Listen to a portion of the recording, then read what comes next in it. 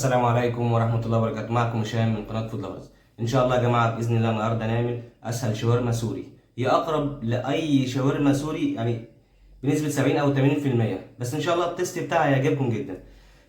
معانا إيه؟ معانا التوابل بتاعتنا: معلقة جنزبيل صغيرة، معلقة كمون، بابريكا، معلقة كركم، كزبرة، نص معلقة فلفل أسمر، ربع معلقة قرفة، معلقة ملح، ودي 4 فصوص توم. تمام كده.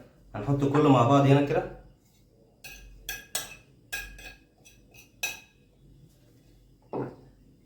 هنعوز نص كوباية زيت في ال50، حاجة زي كوباية الشاي ال50 كده.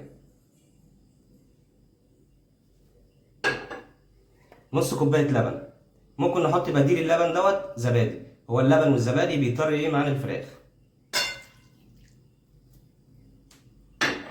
هنقلب كله مع بعض كده. دي كده التتبيلة يا جماعة ايه بتاعت الفراخ. هنحط الفراخ فيها مش اقل من ساعتين لما نيجي نشتغل بيها، عشان يكون شربت من التيست بتاعنا وكل المكونات ديت.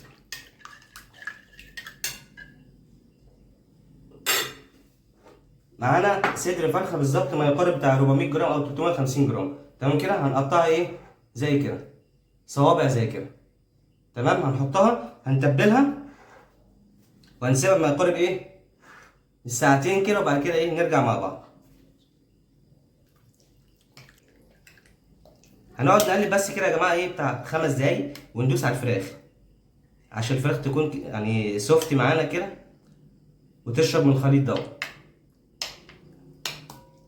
اقل حاجه يا جماعه ساعتين، ممكن من ساعتين ل4 ساعات حسب ما احنا نسيبه في الخليط عشان يكون ايه يشرب من الخليط بتاعه.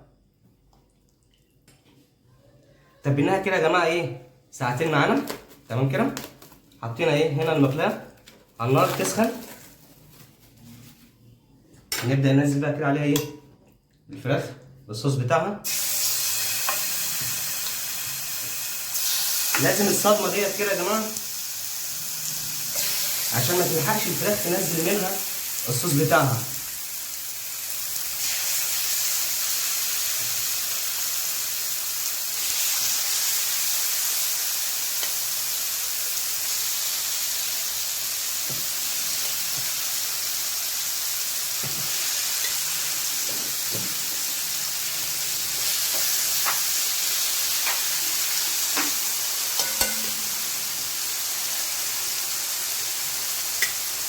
الريحه مش قادر اقول والله الوصف بتاعها ايه.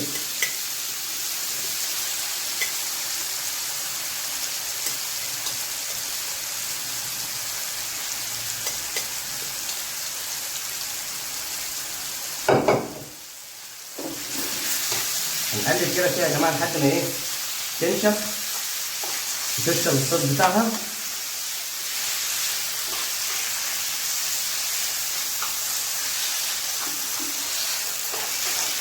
بص يا جماعه كل ما هي بتقعد على النار بتشرب الصوص بتاعها. ده العيش بتاعنا ايه اللي احنا عملناه قبل كده في التورتيلا. تمام.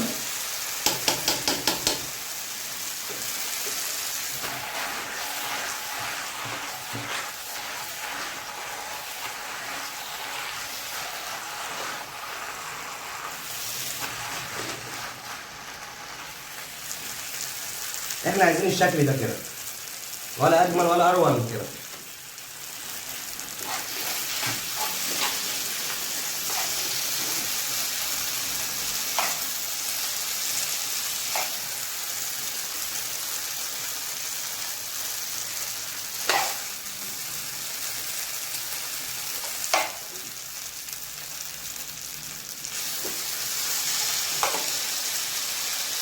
بص يا جماعه اهو هنلفها رول كده. تمام كده. دول كده خلاص يا جماعه ايه هنركنهم على جنب بس. تمام كده. الرغيف بتاعنا عشان يكون كريسبي بقى هنعلي النار عليه. بص يا جماعه اللون ده بقى اللي احنا عايزينه. تمام كده. خلصت كده يا جماعه اهو.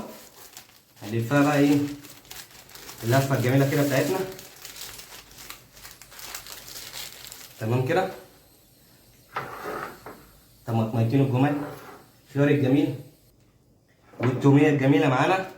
تمام كده يا جماعه. اتمنى يا جماعه يكون الفيديو عجبكم، واتمنى تكون الطريقه سهله لكم، والتيست بتاعها بامانه والله جميل جدا جدا جدا.